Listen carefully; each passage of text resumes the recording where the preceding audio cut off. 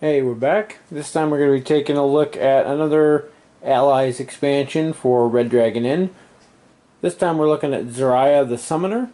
And she has three little friends that she can summon to help her, and they do different things. When all three of them combine, they turn into a giant Chimera who can make some of her abilities and things do a lot more. As with all the single character packs, everything you need to play her in your Red Dragon Inn games comes right in the box. So the first thing we have here is our summoning board. As you summon her various pets, they're going to go on these spots. There's little tokens for them. We'll get to them when we get to them. And then when all three are in play, you flip it over and you get the fully formed Chimera. You can dispel the Chimera by flipping it back over to do various abilities that are listed here, or to trigger certain effects on some of her cards. Next we have the smaller player board. These come with all the ally expansions. I still like the full-size ones better, but these are more portable and nicer if you're taking it places. They only have these little markings down here for where to put your decks instead of the entire spots to put the deck and discard piles. Next we have our special rules, little flyer here. These come with all of the allies and a lot of the newer characters that all have their own little special mechanics. And this basically explains how her summoning creatures work and how the Chimera works and things like that. Not an overly complicated one once you read through, but they do a good job of explaining how all the special rules work. Next we have the punch board that has all of the summon tokens on it. I already punched them out, but I kept it just to show because it's got the names of the creatures on there. So here we have Scrappy the Lion,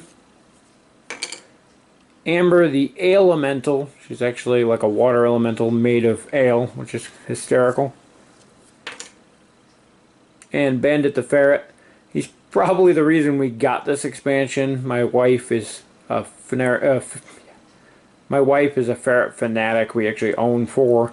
And we got this just because we found there was a ferret in it and we thought she'd have a blast with it. Of course, as with all the other ally boxes, you're going to get, I think there's a dozen there of the gold coins.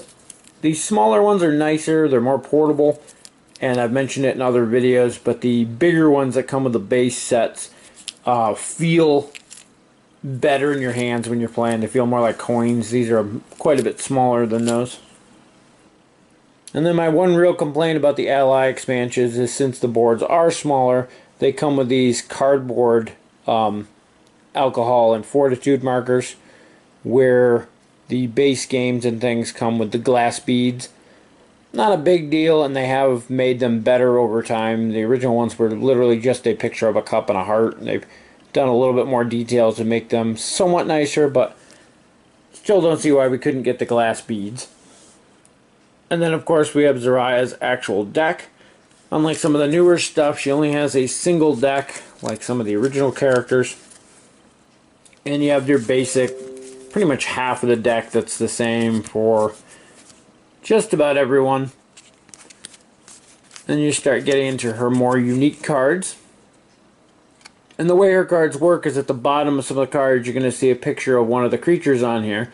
When you use those cards, you can put that creature into play on the summoning board. If there's, if I can find one, if there's more than one, you can pick whichever one you want. If that creature's already in play, nothing happens. If you get all 3 of them in play, that's when the Chimera comes out.